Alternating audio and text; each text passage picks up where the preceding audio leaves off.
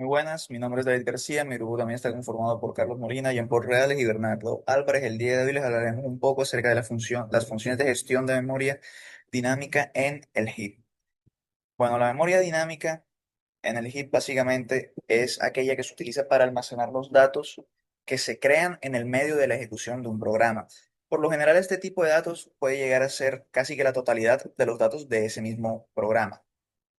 Los dos tipos de operación que se dan son las operaciones de petición y las operaciones de liberación de memoria. Existen cuatro operaciones principales para poder gestionar la memoria, como lo son el malloc, el calloc, el free y el reallog. Con la función malloc, esta pues recibe simplemente un tamaño de, como parámetro y reserva tantos bytes consecutivos de memoria como la indica el parámetro que pues se le pasó. La función calloc recibe recibe dos parámetros y reserva espacio para tantos elementos como indica su primer parámetro y cada uno de ellos con un tamaño de bytes como lo indica su segundo parámetro. La función free únicamente recibe un apuntador y se encarga de, dado ese apuntador, borrar los elementos que se encuentran en ese espacio de memoria. Y por último, la función reallog, que también recibe dos parámetros, uno con un apuntador y otro con un tamaño. Este sirve para redimensionar una porción de memoria previamente reservada a la que apunta pues el primer parámetro y lo modifica por el segundo parámetro que recibe, modifica su tamaño. Voy a hablar un poco acerca de la función de malloc, como lo mencioné anteriormente. Esta función lo que hace es que reserva un espacio en la memoria del tamaño que uno le pase como parámetro. Sumado a esto, el valor de retorno que te da es el puntero en el que reservó ese pequeño espacio de memoria. Para verlo un poco mejor, acá tenemos un pequeño ejemplo, un código. Este código aquí podemos ver, le asignamos a la variable n el valor de 5 y aquí creamos un arreglo. Reservamos con la función malloc, podemos ver aquí, un arreglo de 5 enteros. Aquí lo que vamos a hacer es simplemente, pues, asignar múltiplos de 10 aquí al 5 múltiplos de 10 al arreglo y después los vamos a imprimir y de paso aquí podemos ver un pequeño ejemplo también de la otra función de free, que lo único que hace es liberar el espacio de memoria se creó que se creó arriba con el array. Ya podemos ver, ya lo tengo compilado, vamos a ejecutarlo.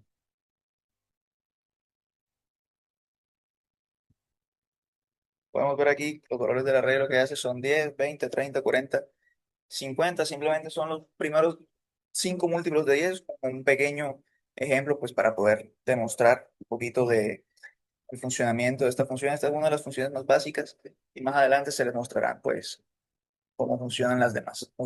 Buenas, me llamo Jean Paul Reales y en esta parte del video les voy a explicar dos conceptos del marco teórico. El primero es calloc y el segundo es el manejo de apuntadores con la aritmética de índices.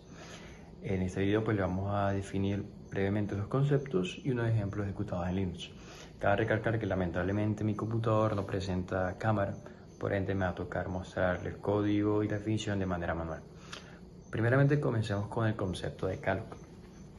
Calloc es una función en C que se basa en reservar memoria dinámica e inicializarla en cero.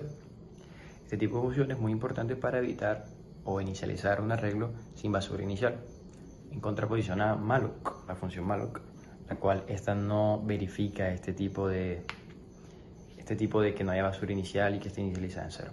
Ahora bien, vamos a presentarles el código. Este es un código de ejemplo, en el cual se encuentran ambos, tanto la aritmética de índices como la función calloc. Y bueno, vamos a explicar brevemente. Aquí en este fragmento del código lo que se hace es reservar un espacio para 5 enteros. Se inicializan las variables en cero. Ok, y luego se muestran. ¿Vale?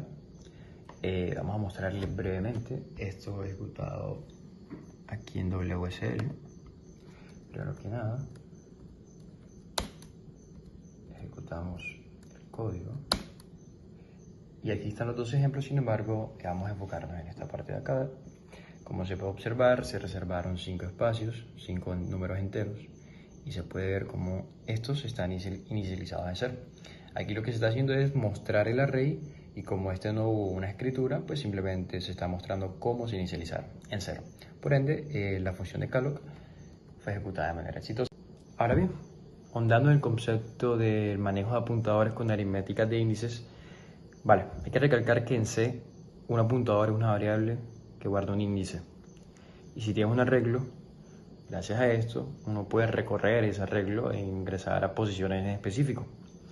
Ahora bien, nosotros normalmente, a la hora de recorrer un arreglo, se utiliza la manera más estándar, que es la cual es el nombre del arreglo y corchetes. Dentro del corchete se pone la variable, en este caso el puntero, y gracias a eso uno puede acceder a la posición en específico.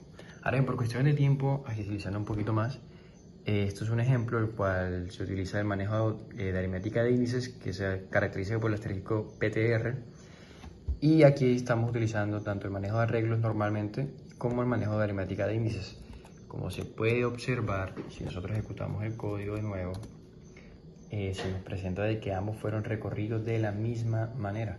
Por ende, es una manera más óptima, sencilla del manejo de aritméticas de índices de recorrer un arreglo.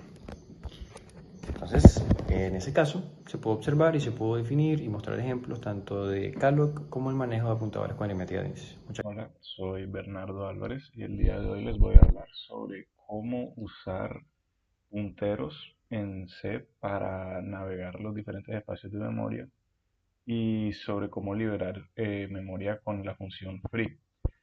Entonces, para explicar esto, usaremos este ejemplo de aquí. En este ejemplo se puede ver cómo se le asigna un espacio de memoria con malloc y se ponen tres notas en tres instancias de la memoria. Cuando uno asigna ese espacio de memoria en malloc, se está creando también un puntero que está apuntando a la primera dirección de ese espacio de memoria. Es decir, estaría apuntando a esta dirección más cero, notas más cero. Entonces, para navegarlo, se puede hacer un for y se le va sumando una posición de memoria cada ciclo. De esta forma se estarían imprimiendo cada una de las notas, ya que se estaría moviendo el puntero un espacio cada vez. Finalmente, se debe liberar ese espacio de memoria. Liberar el espacio de memoria es un procedimiento muy importante, ya que esto le avisa al sistema operativo que este espacio ya está disponible y se puede usar para otras cosas. Esto es importante especialmente con programas que ya sean más grandes o tengan un tiempo de ejecución mayor, ya que si no se hace esto, se puede llegar a tener unas fugas de memoria grandes, lo cual es problemático para el sistema operativo. A continuación, vamos a ver cómo se ejecuta este programa que se llama demostración Systopper en Linux. Entonces, aquí vamos, vamos